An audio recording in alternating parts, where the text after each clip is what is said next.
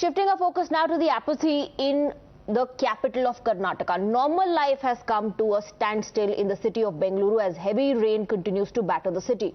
Residential areas are flooded, roads are waterlogged, traffic movement has been impacted, and civic apathy has come to fore once again. This is the second time in a week that the Karnataka state capital is witnessing such severe waterlogging.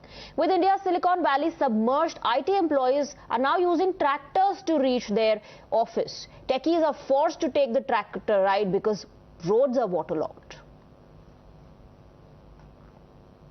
Bengaluru is submerged, and that's precisely what we've been showing you now. We're reporting from a tractor over here in the Yemalur area of Bengaluru city. You can see, in fact, below us how the water has logged completely. There's a good 3-4 feet of water almost. What we're now picking up is that, the local administration over here, while the MLA did, of course, pay a photo opportunity visit, the citizens continue to be hassled. Well, in fact, the tractor that we're traveling in right now has a good about, 20 to 30 people in it already. And all of them at this point in time, are, of course, really struggling. This entire area that you actually see has been cut off from the main road. Deliveries to this area have almost been stopped completely. Electricity in this area too was shut down for quite some time now. And all of this near HAL, in fact, in Yemalur, in Bengaluru city. Also important to mention that supplies right now to the residents of this area are being sent on tractors and on boats. You can see how people too, in fact, who have to commute are only being able to use tractors. In fact, it's also important over here to mention that the local residents of this area have taken it upon themselves right now at this point in time to, sort of help each other in these difficult times and to fend for each other. We are at Marathahalli area of Bengaluru where water is still stagnant, and you can see it has entered the ground floor of many of the houses here, causing inconvenience to the people. There has been no electricity for the past 2 days, and the people are complaining that the BBMP officials have not come and visited them, and there has been no kind of respite. As you can see, water has entered the houses, especially the ground floor areas. Entire area is ground floor areas covered with water. For the past 2 days, there has been no electricity. People are complaining that there's no drinking water provided. Sir, where are you going now? My hometown. Hometown? Yeah. Well, what happened? Why are you leaving? Since 3 days we can't comfortable for the electricity and water and all. Heavy rain in night time only. Yeah. So we can't survive here. Yeah. So we decide to planning hometown. Okay. So decided to go back home. Yeah. Any BBMP officials visited earlier? So maybe I don't know. I'm outside. Now what they're providing some food? Yeah, food and milk and water. Yeah. So they come from the government?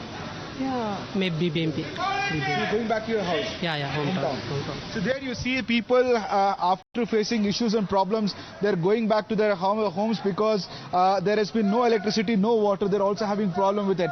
Now the government is providing them milk and biscuits here in this particular area, as you can see, because they also don't have a drinking water in this area. Because of the water connection has been cut off. There's no electricity. People are having issues. The food and water is being provided by the local MLA here. They come here to distribute here, Mr. Arvind Limbavali. But the question arises about when will this water be receding, and that is a major issue for the locals here. There has been water for the past 3 days. They have been suffering. There's been no electricity. Even they work in the IT industry, but they can't work from home because there's no electricity. Their Wi-Fi router is not working, and they are doing with whatever the mobile phone charges, and from there using it as a hotspot. We are talking about in Marathahalli where MLA Arvind Limbavali is there, and his people are now giving a little bit of help to the local people by giving them water and milk and providing biscuits. But the question is when will this water, which is stagnant here, when it will be drained out, and when will the municipality assure the people that this will not be repeated next time? There seems to be no end to the plight of citizens of the IT capital of the country. We've been on ground for almost about 48 hours now continuously, and it's really quite unfortunate that the situation doesn't seem to be getting any better. You ask the citizens about the administration over here and they'll tell you that it's dead, to say the least. We're reporting right now, in fact, from the Yemalur area of Bengaluru city, and what you're seeing right now is water that has receded after about, a good day. Prior to this, we've been speaking to residents of this area who tell us that there was water stagnant to almost about 4 feet in height. And all of these cars that you see today, you're able to see the tires of the car today merely because the water has receded. It's quite unfortunate. The situation is so deplorable, and yet the government and the opposition, in fact, choose to play politics over this, blaming each other for encroachments that were allowed in the other's time.